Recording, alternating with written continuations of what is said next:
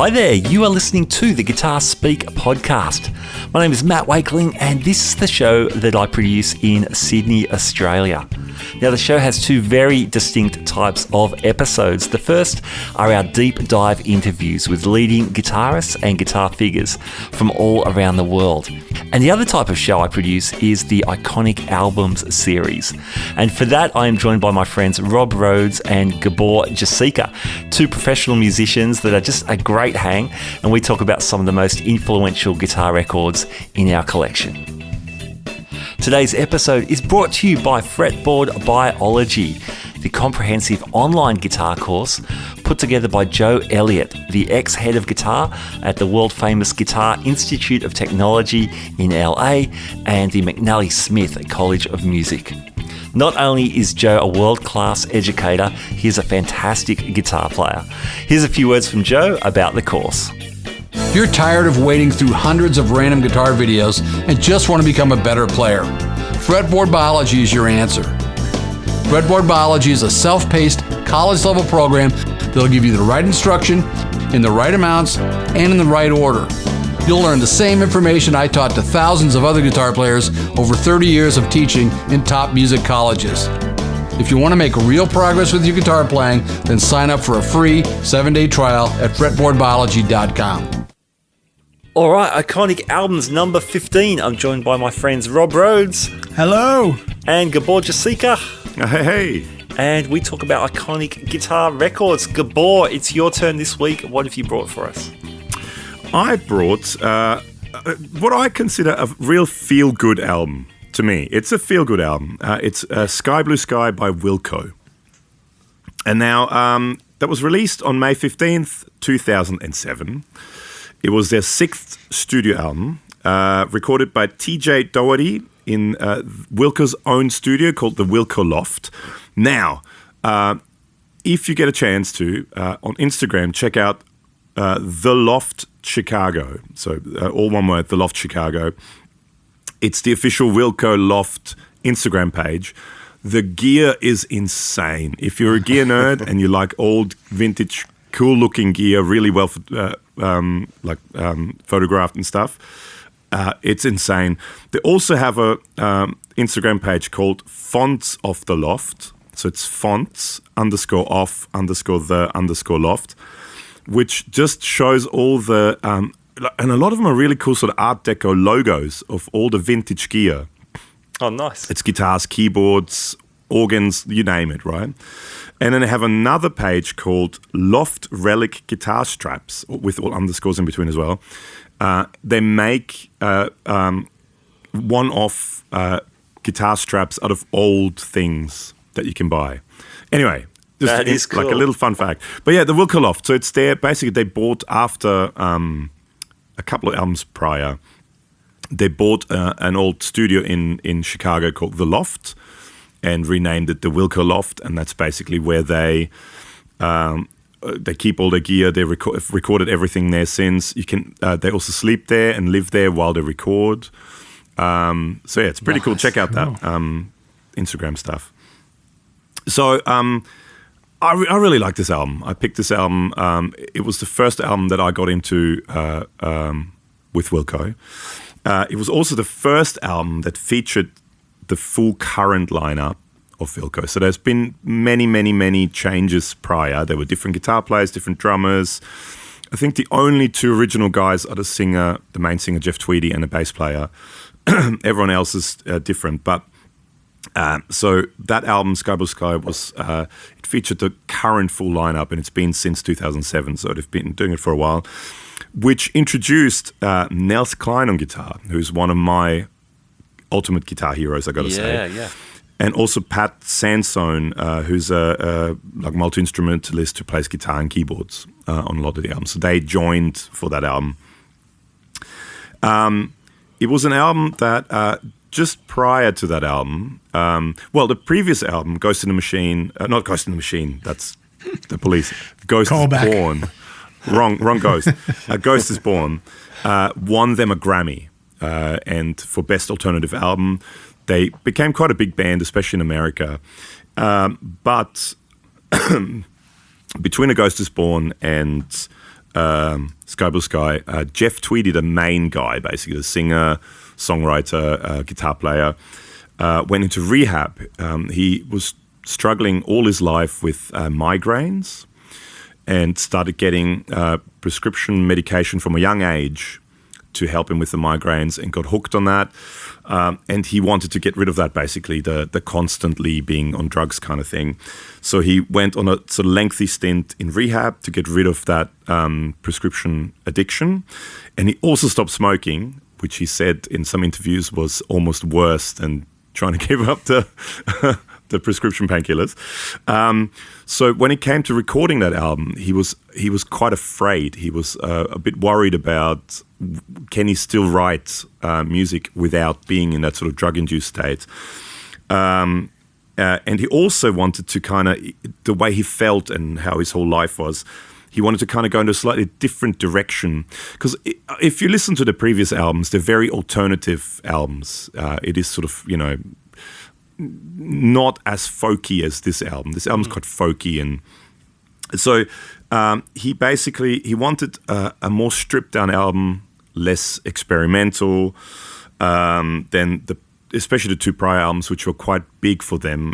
One was called Yankee Hotel Foxtrot, and A Ghost Is Born, which saw them get quite a lot of record sales and do big tours and stuff like that. So he wanted something really stripped down.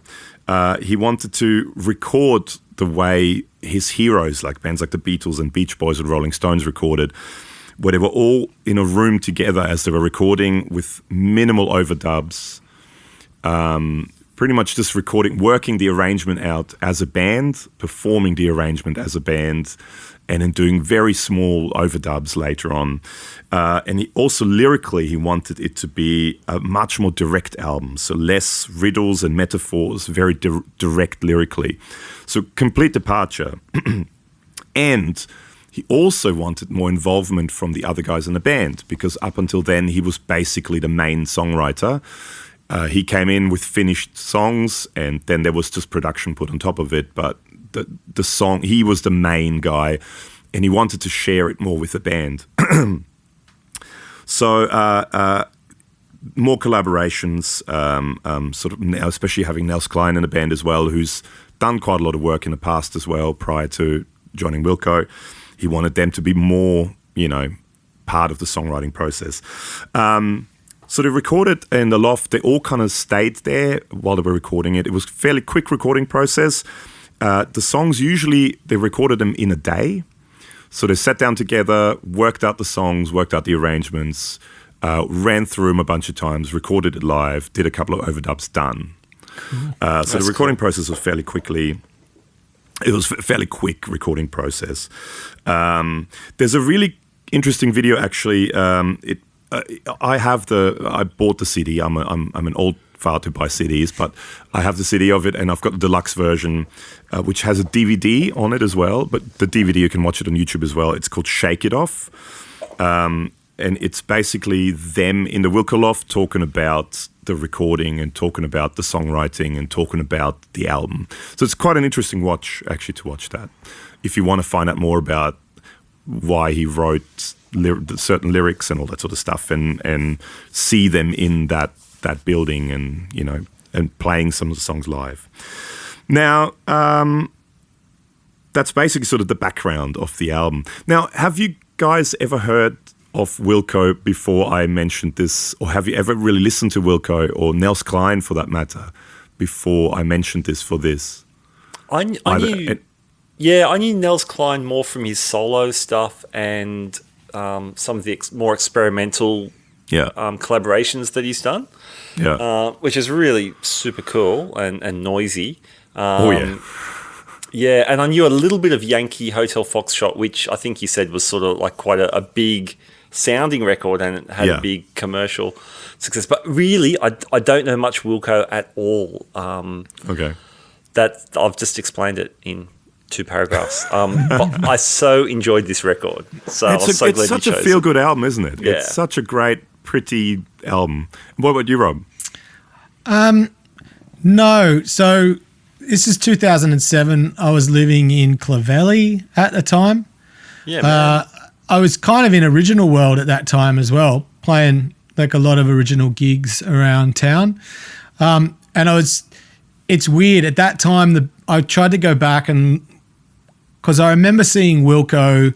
I still am a big Conan O'Brien fan, and they always tended to be on Late Night with Conan.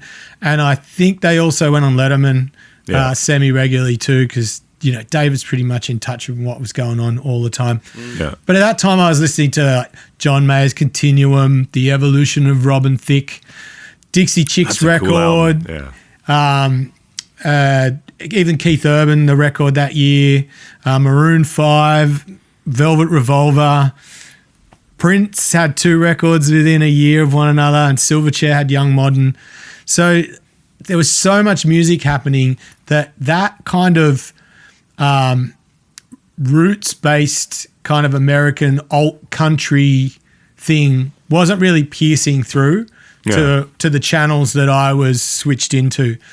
So apart from those odd appearances on Conan, I knew Wilco existed, but they definitely weren't, you know, they weren't a part of my world at that time. So yeah, not a lot of background or experience with this band at all. Yeah, see, I got into Wilco like Matt. I was a big Nels Cline fan. I'm a big fan of a guy called John Zorn. I don't know if I mentioned him before. He's like a New York downtown improvisational, like he's sort of one of the greats of that sort of thing. And if you get into John Zorn catalog, it's just hundreds and hundreds of albums he wrote. But anyway, that's a whole different story. But I kind of, through that kind of improvisational world, I got into Nels Cline. Actually, and it's if you ever get a chance, have you ever heard of a thing called Stained Radiance? No. So that's Nels Cline on guitar, and this guy Norton Wisdom, he's an artist. And basically, he has this canvas. I don't know exactly how it works, but it's sort of backlit canvas, and he paints live while Nels Cline plays guitar, and they kind of influence each other. That's awesome. So the music influences the painting, and then what he paints influences the music, and it's sort of all improvised painting, improvised music. If you ever get a chance, there's tons of stuff on YouTube. Stained Radiance, check it out. It's really, really, really, it's trippy, but it's really, really interesting stuff. So I kind of got into that, and then he also has they're called the Nels Cline Singers, which is funny because no one sings in it. It's all instrumental music. Yeah, I know that one. But I got into that through Trevor Dunn, who was the bass player in Mr. Bungle, played bass a little bit with Nels Cline as well, and all that sort of stuff. So I kind of got into it through that. It's funny. I love jazz masters, right? That's sort of one of my favorite types of guitars, offset guitars, jazz master guitars. And I bought, it was either in late 2008 or early 2009, I bought an Elvis Costello signature jazz master. That was my first jazz master, right? Which kind of it was around 2008 was released. And I think it was either late 2008, early 2009 I bought it. In late 2008, Fender put on the 50th anniversary Jazz Master concert. So Fender actually put on a concert, and Thurston Moore and Lee Ronaldo from Sonic Youth played there, and Tom Verlaine from Television and stuff like that played there, and Jay Mascis, you know, they had all these guys. And cool. Amongst all that, Stained Radiance, so Nels Cline and Norton Wisdom were on that. And I remember watching it, and I remember them mentioning, right, Nels Cline recently joined Wilco, you know, and blah, blah, blah, blah, blah. So that was sort of always in the back of my head. And I kind of thought, I should really check out Wilco, but I never did. And then I used to do this thing, and I don't know if anyone else used to do this thing, but I used to go to record shops or CD shops back in the days, in the good old days. And I used to just, without looking where I was, what's happening, just aimlessly walk around and find album covers that look interesting and just buy it, not knowing really what it is. And I remember it was not long after I listened to that Fender concert, I walked around and I saw that album cover with the birds on it, and I thought that looked kind of cool. And then I remembered, Wilco, that's the band that Nels Klein joined. And I bought that album. So that's why that's sort of how I got into it. It was one of those bizarre things. I love the artwork too. The birds. It's killer, yeah. Cool. Those birds flying with the And then the solo bird. Yeah, beautiful. So I that's how I kind of got into Wilco as well, through Nels Klein and Jazz Masters, and then just aimlessly walking around at JB Hi-Fi or whatever, or HMV, whatever it was back in those days. Yeah.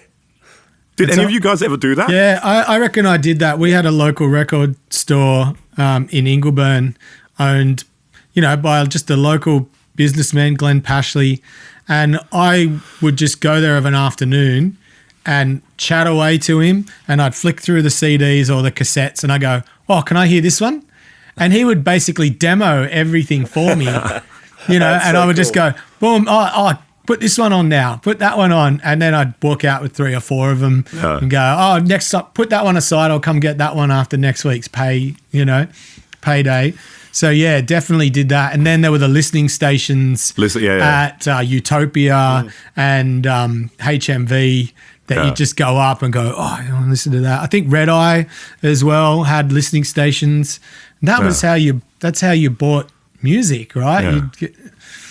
But I would not even listen to it. I would just literally randomly. And it's amazing how many good new acts I found through that. Yeah, wow. You just go and go, that's a cool album cover. Did you get Black Crowes and Morica that way? No, I already had that. No, actually, a band I got into like that, Ween. Right. Chocolate and Cheese, the Chocolate and Cheese album, the cover, it's similar sort of to the Black Crowes album, but I bought it, and what a cool band, Ween as well. But I mean, that's a whole different ballgame. Did you ever do that kind of stuff, Matt? Just aimlessly buy stuff? No. Here's the thing, I'd aimlessly borrow stuff. So, okay. 2005, I started my music degree. Okay. And parented twins. So, it was a big year. Very busy. Oh, yeah. Yeah. What am I talking about? Yeah, so at where I was doing music, it was the University of Western Sydney, had a great CD collection in the library. So I did the same thing. And to force myself to listen to new stuff, and just to throw myself into new stuff, I'd flick through and interesting covers if I liked the look of the record. And so many times it's actually good when a cover is good, yeah. And so when Rob was saying what he was up to in 2007, well, I was halfway through my music degree, and I knew people were listening to Wilco, like the people with really cool musical taste that were listening to Radiohead and Wilco. Yeah. And they were the big 2 names. So yeah, definitely that's a fun way to find stuff.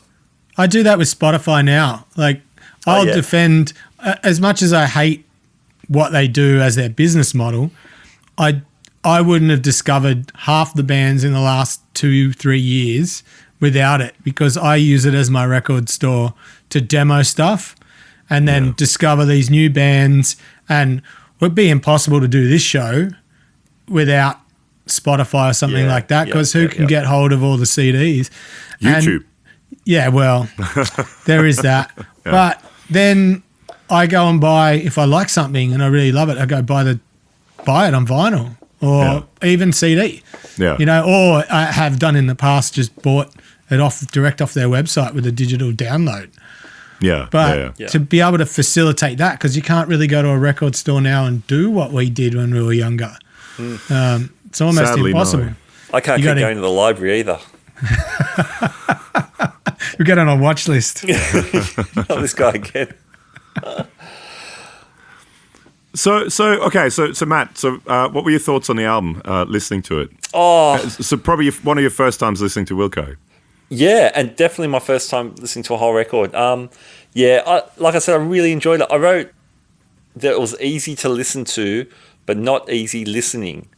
And what I meant by that was it wasn't some bland, middle-of-the-road thing. I mean, the songwriting was really direct and all the production was really earthy and direct. And I really enjoyed that as much as, a couple of weeks ago I brought Achtung Baby along, which is like the absolute opposite of this record. Yeah. I don't know if I mentioned it before, but it's self-produced, so the band produced it as well in their own studio. Yeah. So I just love that part of it. The writing was great, very Beatlesque. I know you mentioned the Beatles and the Beach Boys. Yeah, so just clever writing, to the point, beautiful melodies and interesting chord progression. Some really interesting guitars. I was waiting for Nels Cline to go bonkers, like I knew some of his other stuff. Yeah. And there's a little bit of that. Let's not get carried away. There's those really gnarly guitars and that nasty solo. That's kind of cool. There's one song where he's shredding. Where is that? Well, the main one's Impossible Side with Germany. the Seeds. Impossible Germany and Side with the Seeds. They're the two shreddy songs. Yeah, that's kind of fun. Man, the totally Ringo solo in Let's Not Get Carried Away. It sounds like In the End. Oh yeah. So yeah, enjoyed that. Hate it here with the vintage keys, those dirty Rhodes, kind of distorted Rhodes. Man, I'm a sucker for any vintage keys, organs, EP, pianos, all that kind of stuff. So yeah, really, really beautiful album. I love how. Sorry, I love how just with Nels Cline and the craziness. I just love the first track, right? First guitar solo you hear of Nels Cline on a Wilco album. Yeah, and it's all clean. Yeah, and all major, beautiful little major. It's just so not what you think of him. But I actually really liked how that was the first track. The first track of the album, and it's a major, all clean guitar solo. Good times. Yeah. Yeah. It's like, hang on, where's Nels? Maybe he didn't play on this song, but of course he did. Leave Me Like You Found Me. That's got some really beautiful interplay with all the guitar parts just sort of interweaving. I find they're great because there's 3 guitar players in that band, and I mean they're quite capable guitar players, all 3 of them. And they do swap solos every once in a while, and there's a lot of harmony stuff going on. Yeah. I do really like how they're quite different sounding guitars. You can tell they play different instruments and different amps. But yeah, I like the interplay between the guitars. It's so well done, I thought, for a 3-guitar band. Yeah. I really enjoyed too, not knowing too much about it. So I didn't know which guitar was which, who was doing what. Yeah. I'm the same. I was absolutely the same as you, Matt, as far as that goes. Yeah. So that's kind of a fun mystery when you're hearing new stuff. Yeah. Yeah, like the Eagles, Yeah. Who's doing what? Yeah, exactly. Except you can kind of tell Joe Walsh. He's a bit more signature than the others, but yeah. Hey, I read a good Tweety quote. Okay. And I guess it was part of the focus of this record, and he said, "I got nervous about the technology of Yankee Hotel Foxtrot. If you need a certain amp or pedal to make a song what it isn't a song." And I thought he's almost wrong there, but yeah. I think him and the Edge are from different worlds. They are. Another callback to a previous episode. No, but I believe the previous 2 albums, one of the guys that I forgot what his name was, but he's a guitar player who produced some of the Sonic Youth stuff as well, and who was an unofficial member of Sonic Youth for a little while. Oh, and Jim Rourke? No. What was his name? I got to look that up now.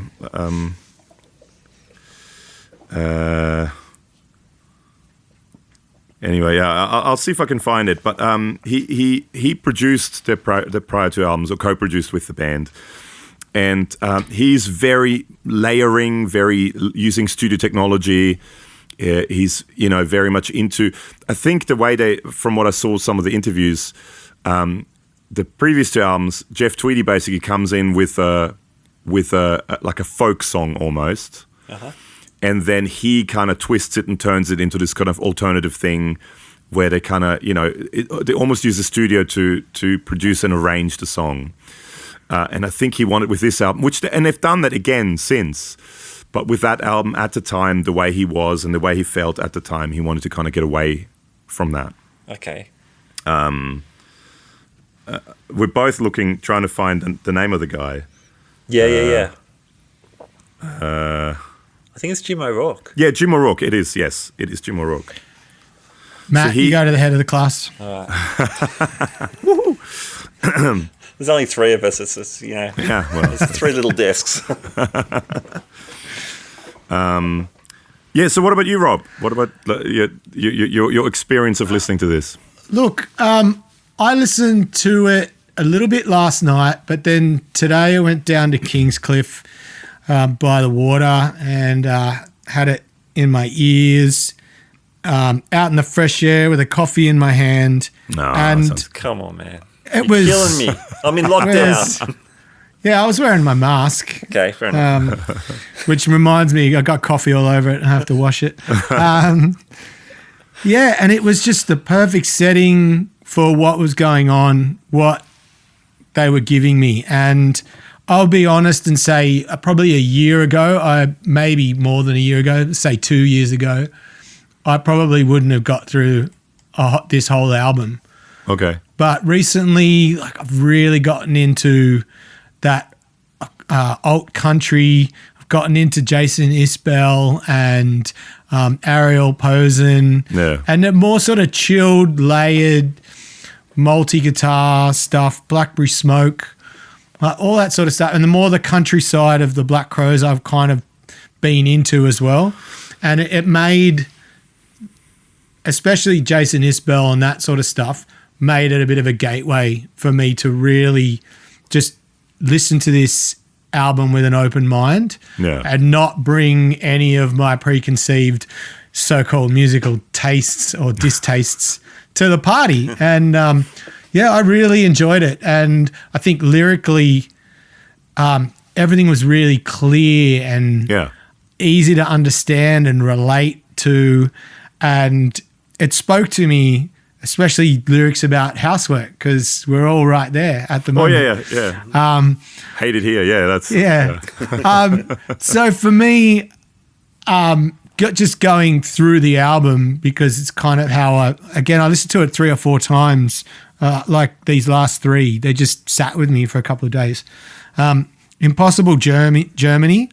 I thought the outro was great, and I just had this image of if Kiss had have come out of Oklahoma in the 90s, that's what it would have sounded like. Because to me, it was like the country version of Detroit Rock City. Okay, and you've got that outro with the guitars being interplay and harmonized. And it kind of took me to there. And that's kind of a strange place to go.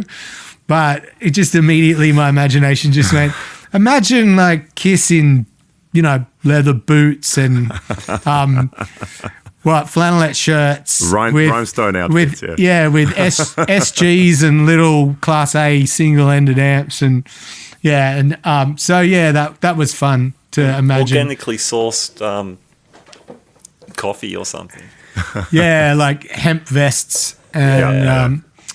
Side with Seeds, that was, as you mentioned, Matt, that was almost a shred fest at the end there. That was great. Hate It Here, again, I mentioned the lyrics. They just grabbed me instantly. And then as the song builds into that complete tip of the hat to the Beatles, that vibe, carried me right through the song. There's a tension in that lyrically but when you understand where that lyric came from, he's just sort of waiting around for his ex to come back. Yeah. But then you can hear the frustration of realizing that's not going to happen, and that's where the angst in the song comes from. Yeah. That was beautiful. That's how I heard it. Walkin', I'm just an absolute sucker for that groove lately. That country groove, again, very Beatles vibe and the later era Black Crowes.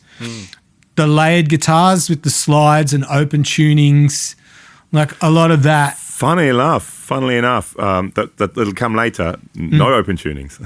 Really? No. It really sounds like there's drones going on, and anyway, that was beautiful. Cool riffs in that too. Yeah, and let's not get carried away for similar reasons. I'm also a sucker. Matt, you mentioned it, that drum solo. that drum solo in Let's Not Get Carried Away. Well, it carried me away. I loved it. Sure. There's a couple of interviews with Nels Cline because he does all the kind of lap steel kind of slide guitar stuff. Oh, that's him. Okay. And he and then some of it he does also just on a normal guitar without slide, but just kind of with a volume pedal and stuff. But he was saying he never really played slide guitar before and lap steel stuff before, and when he tried to work stuff out on a lap steel, he just was completely lost with the open tuning. So tunes them all to standard tuning. Oh wow! Just so he knows where he is. Oh, that's so it's cool. It's all standard tuning stuff that he does. I love slide players that can do that. You know. I mean, he's an exceptional guitar player. So to me, he's one of us. I have three guitarists I call the Holy Trinity of guitar players for me. So it's Nels Cline, Mark Rebo, and Bill Frisell. That's my Holy Trinity. Who I think between those three, they're just the three absolute best ever for me personally. Well, now thanks to you, I know two of those. So who's Rebo? I don't know him. Mark Rebo. I'm sure you have albums with him on it already. He was quite a big session dude in New York. He played a lot with Elvis Costello, played a lot with Tom Waits. He's on pretty much since Rain Dogs on every Tom Waits album, since the more kind of solo stuff of Costello. He's on a lot of Elvis Costello albums. Well, that explains why I've never heard of him. Okay, all right. I love Elvis Costello. Short answer to that question. No, and T-Bone Burnett, he's sort of one of the guys that did a lot of stuff with T-Bone Burnett. Yeah, true. He's Mark Rebo. There will be a Mark Rebo album because he's probably my number one. Wow. Out of the Holy Trinity. Yeah. He's at the top. And then Frisell, I mean, it's hard to know. They're equals. Yeah. I love Frisell's Beatles. That's so good. Stuff. That's beautiful. It's like beautiful, and then it's like, what? What just happened? And then he's back on it. And every time I would get my guitars worked on by Les Rankin when I lived in Sydney. Oh, yeah.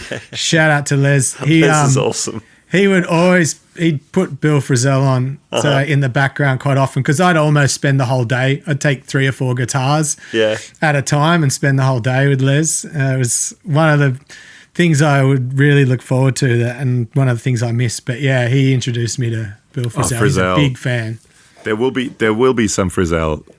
There will be one of each of them. So I mean, this album I picked mainly because it's, I think, one of the few Nels Cline albums that you could kind of call an iconic album because everything else is very not mainstream and very, very low key stuff. Not low key, but I mean it's not stuff that people would have heard. So this is my Nels Cline album. So you're just easing us and the listeners into Gabor's world of chaos. Of absolute chaos, yes. Cool, yes. man.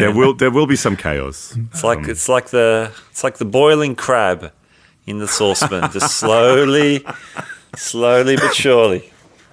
Exactly. I'm offended by that analogy. Rob. Yeah.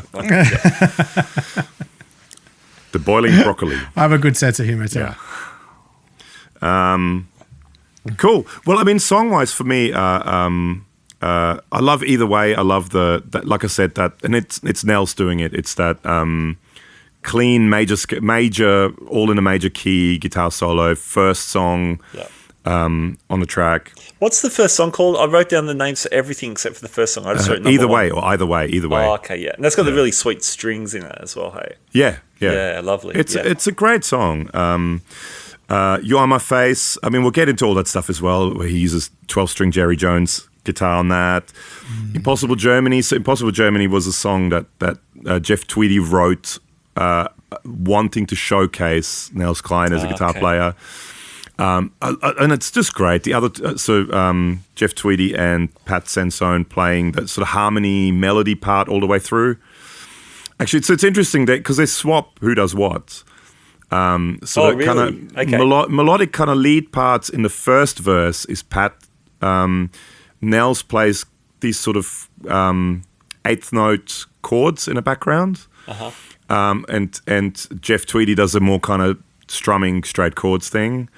So almost acoustic guitar, but on electric guitar. And then in the second verse, it kind of swaps where Nels does the kind of intricate sort of chords that are kind of melodic chords behind everything. So they keep swapping who does what. Mm-hmm. But then it's the big sort of show-off solo bit. And it's interesting, actually, and you can sort of see, if you watch a couple of live clips of Impossible Germany, you can really see that Nels comes from an improvisational background because they're all so different. Uh-huh.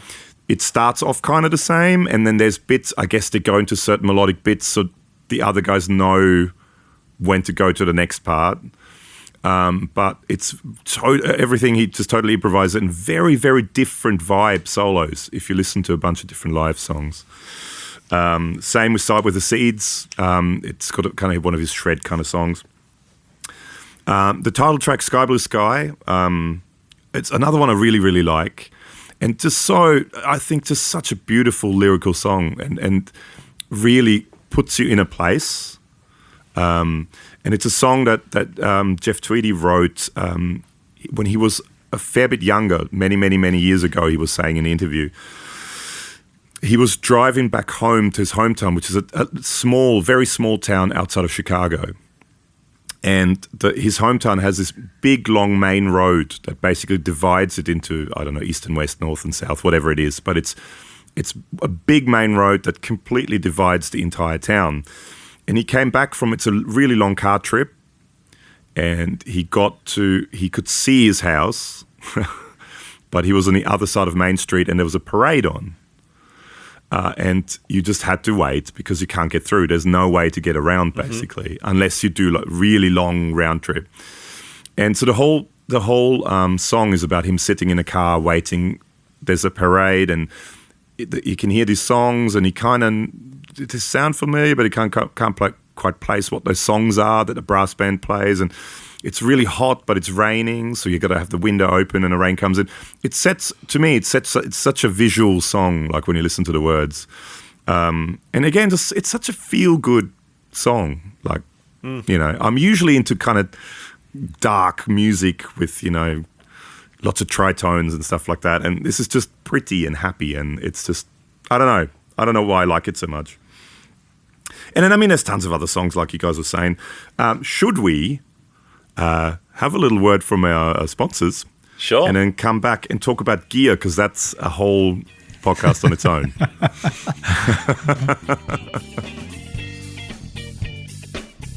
This episode is brought to you by Fretboard Biology, the comprehensive online guitar course put together by Joe Elliott, ex-head of guitar at the Guitar Institute of Technology and the McNally Smith College of Music.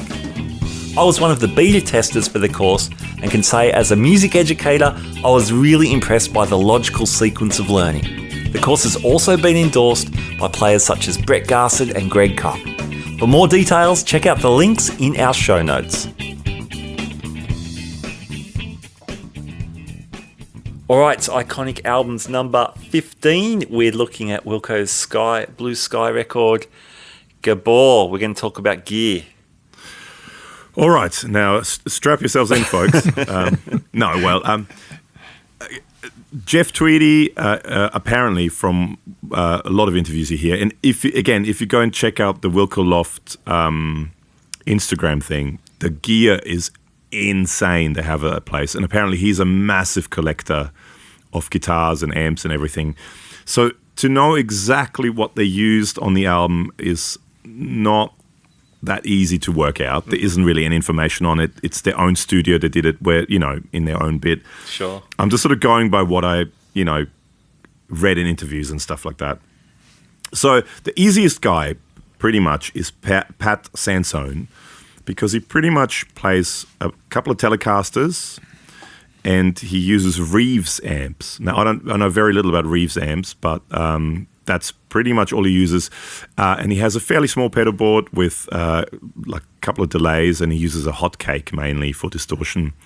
But yeah, he's the easy guy. Yeah. So you were not... I've never really heard of Reeves amps before. I've heard of them. I don't really know anything of them, though. Do you, Rob? No, I don't know much about them. Just see them pop up every now and again. Yeah. But yeah, no, I don't know anything about them. I know very little. It kind of looks like a it looked to me like a matchless, but then you look closer and it's Reeves. Anyway. And what else does he play in the band? So he plays, he's the multi-instrumentalist. He's a multi-instrumentalist. So it's quite a big band. They have a drummer, they have a guy who plays keys and piano full-time, but then Pat Sanson, plays keyboards. So the other guys are more the traditional, like piano, organ kind of sounds, and Pat is the more keyboard sounds, and he plays I've seen a lot of live clips where he has one of the new Mellotrons, like the newer version of the Mellotron. Okay. And sort of, he does more the string sounds and kind of more keyboardy sort of sounds. But then he also plays acoustic guitar, and then he also plays electric guitar. So he's sort of the guy, whatever. I guess there's so much going on in the band already, so he just, whatever fits and works, he kind of does. Yeah, right. Nice. So now moving on to Jeff Tweedy. Now, in all the videos from that era, he seems to be mainly playing a Gibson Barney Kessel, which is the signature model that Barney Kessel never liked and only briefly endorsed. So, I mean, there's a lot of stories about it that there were a couple of different versions of it, and there was one promo photo shoot Barney Kessel did with the Gibson Barney Kessel signature, but he never liked it, never played it, and then it kind of went away. But it's become a bit of a signature, not signature, like sought after guitar, because it's kind of like a big body 335, but like deeper body with those kind of SG style cutaway, like pointy horns. Yeah. And it's big hollow box, isn't it? Yeah. So it's like a proper jazz guitar. Yeah. I guess he was a jazz player. But yeah, it's become quite a sought after guitar, and a lot of people seem to use it. And Jeff Tweedy, in most of the clips you see from that era, he seems to either be using that guitar, or it looks almost like a Les Paul Studio, like a cheaper one of the cheaper Les Pauls, but with a Bigsby on it. Yep. A black Les Paul, like a no binding, all black with a Bigsby on it. So that seems to be the two guitars he plays a lot around that era. He later on, a little bit later on, not a lot later on, but a little bit later on, had a signature SG with Gibson. Okay. And he plays a lot of kind of old, really old beaten up looking acoustic guitars. So I think old Silvertones and old Martins and old Gibsons. A lot of them with intricate designs on it, like old from the 50s and stuff like that. And he at one stage also had a small body Martin signature guitar a little bit down the track. But so in those days, it seems like most of the stuff you see, it's mostly Gibson that Jeff Tweedy plays, and it's either that Barney Kessel, that black Les Paul with a Bigsby, and an old Gibson acoustic as well. You see a lot in playing on a lot of the stuff. He is mainly a Vox and Vox style amp user. Yeah, nice. And then later on, he used Morgan amps a lot as well, which is kind of Vox-style amps again. So that's... And I mean, he's quite a capable player as well. Before Nels, he was kind of the lead guitarist in the band. Mm-hmm. They had other lead guitarists, quick stints of other lead guitarists in it, but he was sort of really the one main guitarist, Jeff Tweedy, prior to Nels Cline arriving. Now let's get to Nels Cline, because this is when it gets interesting. Now, there's a really, really cool rig rundown, Premier Guitar rig rundown with Nels, which is quite a long rig rundown, but he goes through a whole bunch of his guitars that he used back in those days as well. You see clips with him using him. He's mainly known as Jazzmaster guy, and his main guitar is a black 1959, 1960 Jazzmaster called Watt. And he bought it off, or kind of got given or bought it off Mike Watt, bass player Mike Watt. I don't know if you guys are familiar with him, but he was quite big in a punk movement, Mike Watt, as a bass player. He played in a band called The Minutemen that were quite big at one stage. He also briefly, for about 10 years, played bass in the Stooges. Yeah, wow. So he was just sort of, like in the punk world, he was quite well known as a, bass player, and he played. Nels Cline played in bands with Mike Watt before, and he played a lot of I think he originally played some Strats and Gibsons, and then he got into Jaguar, Fender Jaguars, but they were a bit thin sounding, and then Mike Watt said, try this Jazzmaster, and then that sort of became his voice, and now he's sort of known as the Jazzmaster guy. So on the album, I think he used that Jazzmaster a lot because that's his main guitar. But he also, there's a bunch of songs you can kind of hear thinner guitar sounds where he has a couple of early 60s Jaguars. And in live clips, he used the Jaguars for those sort of sounds. He also, on a side note, he was somewhat involved in the whole mastery bridge and vibrato thing. So the guy, whatever his name is, Woody something or other, the guy who makes mastery bridge and vibratos, they kind of got involved together, and he did a lot of tech work for him and like repair work for him. And then I think they kind of started making the mastery bridge and mastery vibrato, and he was sort of involved in that as well, just as a side note. That's cool. That's great. Yeah. That's sort of become a big deal in Jazzmaster world, hasn't it? They are. I mean, they are by far the best. Some might say they were game changers. They are a buzzword. Well, I mean, for the original. I mean, again, side note, for the original bridges to work on Jazzmasters, you need heavier strings. And I mean, the idea with Jazzmasters was they were meant for jazz players. Yeah. And in the 50s and stuff, the strings that came with them were heavy flat wound strings. Sure. That's the strings that were put on it. And also shimming the neck and changing the neck angle so you raise the bridge more so there's more downforce. Because a lot of, especially when you strum harder, it's the string kind of falling off the bridge, the saddle. The Mastery Bridge came first, and then he developed a Mastery Vibrato, which I think is by far, it surpasses anything Fender's ever made. It's the feel is just so much better. It's not cheap, but they're really, really good. So if you're into offset guitars, I reckon I recommend. Gabor recommends Mastery. I'm not involved with them. Sadly, they don't give me stuff, but I have a lot of their stuff on my Jazzmasters, and they are the best. So now we need a little jingle for Gabor recommends. Gabor recommends. Gabor Right. Fun recommends. facts. Gabor recommends. Yeah. Matt's mind is working already. So he also is a big fan of Jerry Jones guitars. Now, I don't know if you guys have ever heard of Jerry Jones. Yeah, so Jerry absolutely. Jones is basically a guy out of Nashville. He's retired since, or may have even passed away, I'm not sure. But he stopped making Jerry Jones guitars. But before the whole Dan Electro revival and things like Eastwood guitars that brought a lot of that stuff back, he kind of handmade and kind of slightly better quality versions of a lot of the old Dan Electro guitars.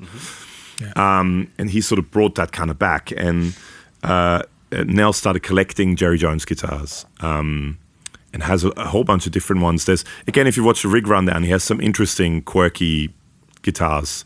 But I think for this album, whenever you hear 12-string electric, he has a Jerry Jones 12-string electric that he uses in what was the song You Are My Face. There's a electric 12-string guitar in it, and that's Nell's, I'm pretty sure, on the Jerry Jones, because live clips he always plays that Jerry Jones for that song, and he does the 12-string parts. Such a cool sound, man. Yeah, it is. It absolutely is. Yeah, so and he also, and this is where it gets difficult.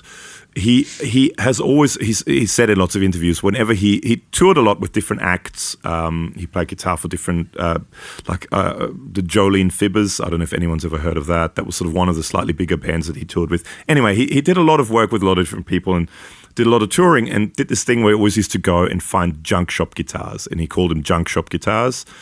So he'd go to, pawnbrokers and junk shops and buy crappy, cheap guitars. And live, they're no good for live use, but in the studio, they give him unique sounds, and he uses them a lot for lots of different stuff. So he has quite a lot of large collection of what he calls junk shop guitars. Yeah, that's his guitars anyway. Not 100% sure. He has a couple of old lap steel guitars as well, which again, like I said, he tunes to standard tuning because he never really played lap steel, or he wasn't really comfortable on lap steel, so he decided to tune it to standard tuning, so at least he knows where the notes are. Now, amp-wise, again, not 100% sure what he used on the recordings because they had access to so much stuff there. But in a lot of the live clips from just after the album was released, he used one of the Marshall JTM 45 offset reissues. So they're the ones where you've got the head and the knobs are sort of to the side, they're not in the middle, like what Friedman amps does now, where it's sort of, okay. You know, that you don't have the knobs in the center, that's sort of off to the side, with a matching cabinet. And he seems to have used that in a lot of the early videos after the album was released that I've seen. That seems to be in it. Little later on, but still for this album, when he started touring for this album, he used a Schroeder amp. Now, Schroeder, he's a guy from Chicago. A little bit like here in, I don't know if you guys have heard of him, but there's Tim Guitars in Brisbane, TYM Tim, who's sort of a bit of an overachiever and a bit of a local legend. And apparently this guy, Tim Schroeder, is similar. So he has a music shop and he builds a whole bunch of stuff. And he built these amps, which are KT88 based amps. And he came to the Wilco Loft and brought a bunch of these amps along. And actually the bass player has been using Schroeder bass amps ever since then as well. But there's a quote, he said, Tim Schroeder brought one of his amps to the Wilco Loft one day, and I played on it was 30 or 40 watts. I played the amp, it absolutely blew my mind. I'm always looking for low mids, a rich sound. It was an amazing sounding amp. And he started using it then. And so he had one basically custom made for him, which is a red amp. And he had I don't know if it's still available, but he had for a limited edition signature head that you could buy from Schroeder, which was the Nels Cline signature, DB7 and DB9 later on as well. But that's later on. I think on the album it was mostly that offset JTM 45 head with a matching cabinet, and the cabinet he kept using with that Schroeder amp because he said it's the best sounding cabinet he's ever heard. Because I think there's special speakers they put into that as well. That's a limited run of speakers, I think, that were done, possibly Celestion, but they're very hard to come by. And I think in that rig rundown, I think it was in a rig rundown, he mentioned that he blew one of the speakers or something like that, and it was really hard to find a matching speaker because they were only made for those speaker boxes, which was a limited Marshall run, I believe. Hey, when you mentioned the Schroeder, that's the KT88s, weren't some of the early Marshalls KT88s? Yeah. Okay. Yeah. So similar. I think I think the Sun Model T stuff that was KT88s too, which is that ridiculously loud and it just doesn't break up. Yeah. Super high. Like what is it, Marshall? The not the major. Marshall Major, that's the one. Yeah, I think that at KT88s, and it has ridiculous volume, but it just doesn't break up. It just stays clean all the time. Blackmore, man. It just gets that sort of those harmonics, like overtones and harmonics. Yeah, that'd be a cool mix with Tweedy's Vox style things too. Well, that's what. Yeah, so I think the three. I'm not, like I said, I'm not sure about Reeves amps, but I think they have sort of their own space by using different guitars. And so you have the telly, the kind of thin telly on one side. You have the Gibson humbucker guitar with Jeff Tweedy through the Vox, and then you have the Jazzmaster and whatever he plays at the time coming out of Nels, and it works really well. I think it seems to kind of blend really, really well. Now, lastly, the biggest thing with Nels Cline. So Nels Cline is known as an effects guy. Yeah. I mean, he is, one of the great effects kind of players out there.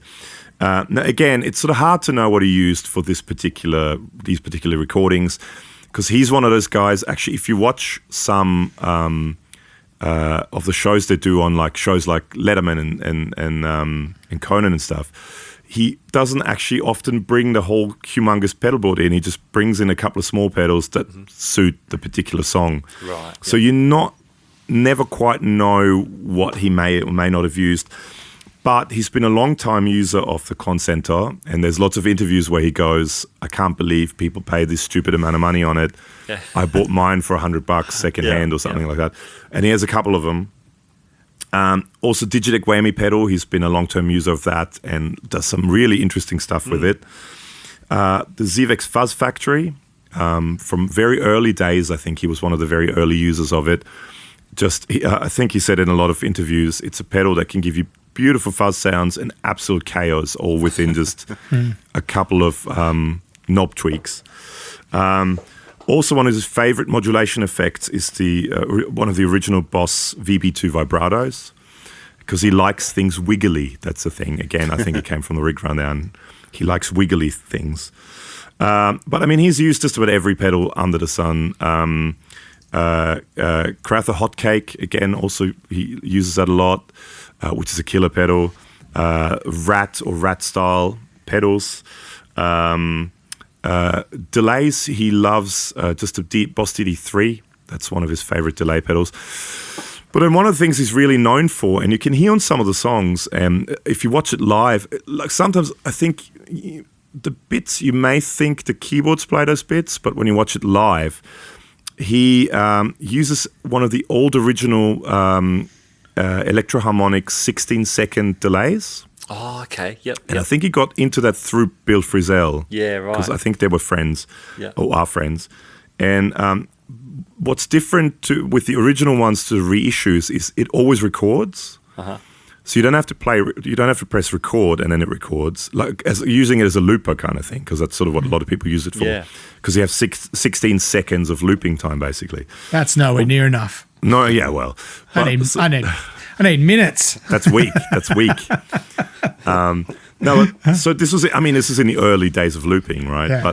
But so because it always records, what he does is he plays, and then something that he played, he goes, oh, this could sound interesting. And he presses the button and it plays back the loop of what he kind of just played. And he sets it to sort of random length. So it's kind of, it's not precise, but he kind of uses it as an instrument.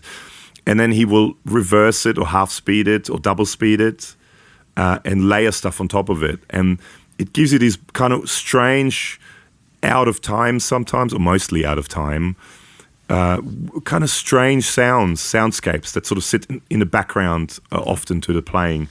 And before I sort of saw some live clips, I always wondered whether it was the keyboards doing it, but it's actually him doing it with that. And then from that, he has a little table next to him, right? So where he can do stuff with his hands. So he has the 16-second delay there, which he manipulates with his hand on the table next to him. And then next to it, he has a Korg Chaos Pad, which he uses for delays and stuff, and he does it again with his hands. And he has a bunch of effects, and then he also uses this big spring, like a really big spring, and he uses that as a bow on the guitar and scrapes it to make different sounds. So he has this kind of table next to him where he has all these kind of weird things that he picks up to make weird noises and then loops them, and that's sort of his looping station. So that's pretty cool. That's if you there are quite a lot of videos on YouTube of him doing that kind of stuff, and it's quite interesting watching him doing it because he's really good at it. And then there's also Bill Frisell has similar videos using the 16-second delay, and then later on the line 6, the green line 6 delay, the DL4 with the looper function on it as well. And he's amazing at the stuff he does with it. Both of them are. And then, too many effects to name. So, that's my gear. I don't know are there any Rob facts? No, like to show my complete ignorance of Wilco, I only really looked up Jeff Tweedy's gear. So that kind of worked in my favor because you didn't really get into Tweedy's gear. But on his pedal board at this time, the EHX Holy Grail, which apparently he keeps coming back to, that's a mainstay on his board. Yeah, I think Pat Sanson has got that as well, actually. Sorry. Okay. Yeah. The Muga Fuga analog delay. That's an expensive delay. Yep. And speaking of expensive, the Love Tone Big Cheese is a mainstay on Tweety's board as well. Wow. Yeah. And the prunes and custard. So another NZ shout out, because you said one of the other boys The hotcakes, were using hotcakes. So yeah, he uses the prunes and custard. And side note, you did mention the Clon Centaur. Heads up for anyone who's got a KTR. If you haven't sold it in the next week, there's an announcement coming from Bill Finnegan. Tuesday. Yes. And it may see new runs of the KTR, which means that those few people who have them for $1,000 and $1,200 on Reverb at the moment, it's going to be too late by the time people hear this. But if you paid $1,000 to $1,200 for a KTR, I think you might regret that in the coming weeks. I should try and sell mine really quickly now. But I'm holding on to it. In 3 years, they're going to say the original KTRs were heaps better. Yeah. So they'll go back up. Mine's the first run, which were the J-Rads. Yes. Yeah, mine too. Yeah, and then I don't know who did the second run. Don't know, but apparently he wasn't happy with the first run. He wasn't happy with J-Rad at all. No. No. So, I have no idea. I don't know. I'm happy. I love mine. It's great. Yeah, it's a great pedal. Your problem is like you want to use it as a musical piece of equipment. That's so wrong, Rob. You don't do that. You at just the moment, put it somewhere. At the moment, it's got a security device. It's wrapped in black electric tape, so no one knows what it is. Oh, cool.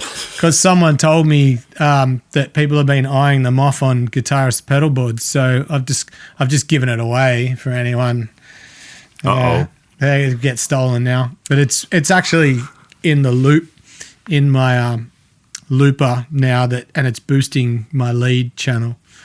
So it's a lead boost. So I've used it as an overdrive, a clean boost, a distortion, and now I'm using it as a lead boost in the loop, the effects loop of the amp. Nice. And it works really good. Right. So fun facts. Are we ready? With Rob. This one is not this is just fun and silly, but I'm sure everyone knows it. The band's named after the military radio acronym Wilco, which is for Will Comply, which frontman Tweety admitted the name is fairly ironic for a rock band. Yeah. Will Comply, yeah, probably not. When Tweety's 12, he gets in a motorcycle accident and his right leg is impaled by a steel bar from an unfinished drainage pipe. In a 2013 interview with Chicago Magazine, he claims he still has no feeling in his right thigh as a result of the crash. But that's when he started to learn to play guitar. He teaches himself while recovering from that injury. In a 2007 interview, the band are labeled Dad Rock. Yeah. Hey, I'm a dad. I'm allowed to listen to Dad Rock. So that was pretty much the birth of that term.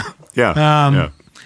And in 2014, Tweety revealed that he first found it unflattering and hurtful, but then later changed his tune in a Men's Health magazine interview, because Jeff Tweety is just a picture of Men's Health, right?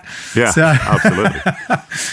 Sorry, Jeff. I'm carrying some COVID kilos myself, but anyway.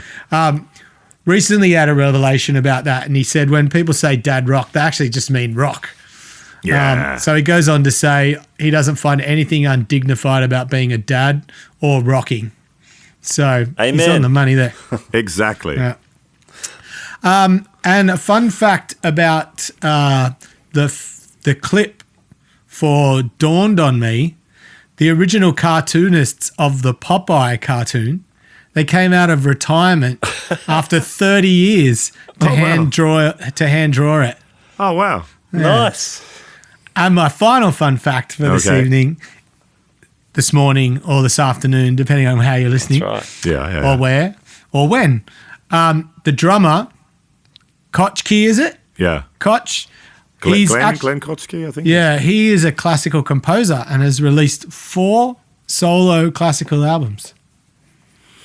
Wow. Yeah, he's a little bit. He plays like Stuart Copeland as well. He plays a lot of what do you call them? Like marimba style stuff and instruments that like with notes next to him on the drums. Yeah, cool. Yeah. But I thought that was interesting for someone in this band playing this style of music to have that departure and a side project. It was really cool. Yeah, it's a funny band though. If you listen to a lot of the other albums, they don't sound anything like this. So this is a different album. I mean, a little bit of that sort of folky countryness is always there, but much less than this. This is way more folky country than any of the other stuff. Well, I liked it, and I want to thank you for bringing it to my attention. You're welcome. I just think it's a really nice, happy, just really pretty album. And it makes me happy listening to it. That's all, yeah. Beautiful. After listening to gloomy music, I put that on and then I go, yes, I'm happy again. I don't think people are going to struggle to work you out, mate, because you've had like Chili Peppers, Primus, St. Vincent, and Wilco.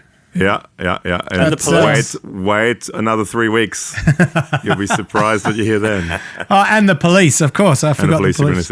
Yeah. I'm all over the place. That's the thing. I literally listen to just about anything. Anything and nothing. Everything and nothing. I reckon you guys are such great co-hosts because I think like we've all got big ears and you guys can appreciate stuff. Literally, I have big ears. Yeah, literally. I got big lobes. Can't see them on there, but you know, outstanding. So yeah, it's cool, man. I love that you bring different stuff in. It's great. Well, I reckon that wraps up Iconic Albums number 15. Why are mine always the longest? All right. Hey, great album, Gabor. Thanks heaps as well. No worries. Thank you. Glad you guys liked it.